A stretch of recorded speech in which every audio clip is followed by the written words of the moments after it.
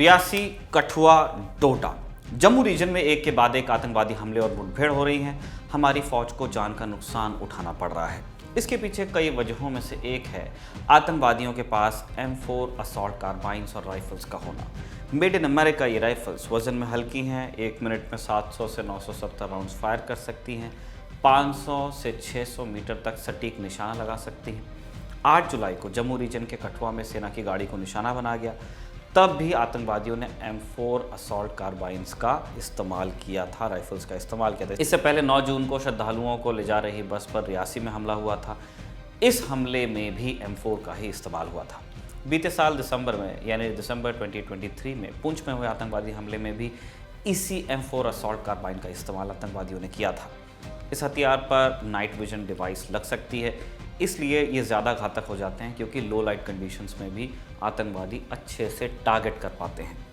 जम्मू कश्मीर में अमेरिकी हथियारों का मिलना या उनमें नाइट विजन डिवाइस का मिलना कोई नई बात नहीं है, दशकों से ऐसा हो रहा है। चिंता की बात यह है कि पहले इक्का दुक्का घटनाओं में ऐसा होता था और अब नियमित रूप से हो रहा है। ये बहुत इफेक्टिव वेपन है और गैस ऑपरेटेड है और अमेरिकन आर्मी इसको यूज करती है। ये शायद 1982 से या कब से, मुझे एग्जैक्ट ईयर नहीं याद। और ये 650 टू 900 तक ये पर minute it bullets it can fire. और इसकी रेंज जो है वो 500 मीटर इसकी रेंज है, 550 यू कैन से यार्ड तक इसकी रेंज है। बहुत इफेक्टिव वेपन है। नाइट विजन इसमें लगा हुआ है और ये काफी इफेक्टिव वेपन है, one of the best in the world. इसीलिए अमेरिकन आर्मी इसको यूज करती थी। और ये टेररिस्ट जो हैं ये जंगल वारफेयर, माउंटेन वारफेयर में ट्रेंड है और इनके पास Chinese armour piercing steel coated bullets हैं। तो चाइना से भी वो है और अमेरिकन M4 कार्बाइन है, तो उसका सारा एडवांटेज लेकर ये कर रहे हैं। लेकिन ये मेड इन अमेरिका राइफल्स आतंकवादियों के हाथ कैसे लग गई? एक थ्योरी ये कहती है कि 2021 में जब अमेरिकी सैनिकों ने अफगानिस्तान छोड़ा तो अपने पीछे बड़ी तादाद में हथियार और गोला बारूद पीछे छोड़ गए, क्योंकि वो अपने सारे हथियार ना वापस US ले जा सकते थे, न ही उन्हें समय रहते वो नष्ट कर पाए। यहाँ से हथियार अब दुनिया भर में स्मगल हो रहे हैं, ख़ास तौर पर पाकिस्तान के रास्ते। जानकार मानते हैं कि इसी रूट से पाकिस्तानी एजेंसीज ने जम्मू कश्मीर में आतंकवादियों तक ये खतरनाक हथियार पहुंचाए हैं। हालांकि टाइम्स ऑफ इंडिया की खबर के मुताबिक स्टील बुलेट्स चला सकने वाली M4 असॉल्ट कार्बाइन्स और राइफल्स पाकिस्तान की स्पेशल फोर्सेस और सिंध सूबे की स्पेशल सिक्योरिटी यूनिट के पास भी हैं। भारत में आतंकवादियों ने इसका सबसे पहले इस्तेमाल किया, उसका डॉक्यूमेंटेड जिक्र 2017 में मिलता है, जब जैश ए मोहम्मद के सरगना मसूद अजहर का भतीजा मारा गया। 7 नवंबर 2017 को पुलवामा में जब तलहा रशीद मसूद मारा गया तो उसके पास से M4 असॉल्ट कार्बाइन बरामद हुई थी। ये राइफ़ल 1980 के करीब बननी शुरू हुई, फिर इसमें कई बदलाव भी किए गए, इसके कई वर्जन्स भी हैं। सीरिया, इराक, यमन से लेकर अफगानिस्तान तक की जंग में इसका इस्तेमाल हुआ है। नेटो समेत कई देश इसका इस्तेमाल करते हैं, प्राइमरीली नेटो कंट्रीज़, और इसमें राउंड भी नेटो वाला ही लगता है। अब जम्मू में आतंकवादियों के हाथ में इस राइफ़ल का होना चिंता की बात है। वहीं एक्सपर्ट्स जम्मू रीजन में किए जा रहे आतंकी हमलों को ध्यान भटकाने की रणनीति की तरह भी देख रहे हैं। जम्मू का टेरेन जो है बिल्कुल हिली है। कश्मीर वैली जिस तरह प्लेन है, चारों तरफ पहाड़ है, बीच में प्लेन वैली है। लेकिन जम्मू का ऐसा नहीं है। जम्मू के पहाड़ रगड माउंटेन्स हैं, हाई माउंटेन्स हैं। This is Pir Panchal range.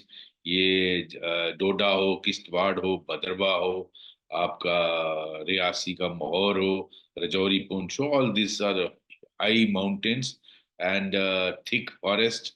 और ये काफी आप एक गांव एक पहाड़ी पर होगा, दूसरा गांव दूसरी पहाड़ी पर होगा, तो आपको 5-5, 6-6 घंटे ट्रैक करना है पैदल।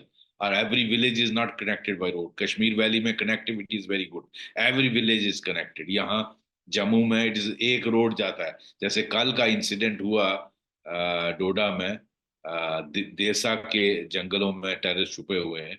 तो ये देसा को एक ही सड़क जाती है और ऊपर अगर कोई बैठा हो पहाड़ के ऊपर जहां से ये इन्होंने अटैक किया, तो वहां से वो पत्थर भी मारे तो नीचे वाला को बहुत इतना बचना मुश्किल हो जाता है। तो इस तरह की टेरेन है, very difficult. That's why I was fearing के जम्मू रीजन में टेररिज्म दोबारा नहीं फैलना चाहिए। यहाँ ऑलरेडी बहुत ब्लड बहा है। दूसरा कारण मैं बताना चाहूंगा, एक तो चूंकि कश्मीर में सिक्योरिटी ग्रिड बहुत स्ट्रांग थी, खासकर after operation all out was launched and abrogation of article 370। तो उसके बाद क्या है कि वो जो सिक्योरिटी ग्रिड का जो जो उसका होल्ड था टेररिज्म पर, वो काफी आपने देखा उसको दबाया हुआ था, और काफी वो कर नहीं पा रहे थे, जहां भी करते थे वो मारे जाते थे। तो ये जो जम्मू में अटैक्स हो रहे हैं, ये इसी को प्रेशर को ईज करने के लिए। और आपने देखा चाइना बॉर्डर पे भी इंडिया चाइना के ट्रूप्स जो हैं आईबाल टू आईबाल खड़े हैं। तो चाइना भी इसमें मिली भगत है पाकिस्तान के साथ, और वो चाहते हैं कि ट्रूप्स का स्प्रेड हो, प्रेशर लद्दाख में और चाहे इंडो चाइना बॉर्डर पे और कश्मीर में ईज हो, ताकि फोर्सेस स्प्रेड हो जम्मू रीजन में। जम्मू का पहाड़ी इलाके में एक बटालियन दो बटालियन दिखेंगी भी नहीं, आपको बहुत ट्रूप्स लगाने पड़ेंगे। तो वो ट्रूप्स कहाँ से आएंगे? तो ये इनकी सोच है, इसलिए ये कर रहे हैं। जम्मू के डोडा में हालिया मुठभेड़ 15 जुलाई की रात शुरू हुई, जिसमें सेना के एक ऑफिसर समेत 4 सैनिकों की मौत हुई है। रक्षा मंत्री राजनाथ सिंह ने army chief general Upendra Dwivedi से भी इस बारे में बात की है। डोडा में सर्च ऑपरेशन चल रहा है और पूरी कोशिश है कि एक भी आतंकवादी बचने ना पाए। आपके लिए ये जानकारी लेकर आए थे गौरव ताम्रकार, और जतिन ने इस वीडियो को रिकॉर्ड किया था। आप देखते रहिए दी ललन टॉप।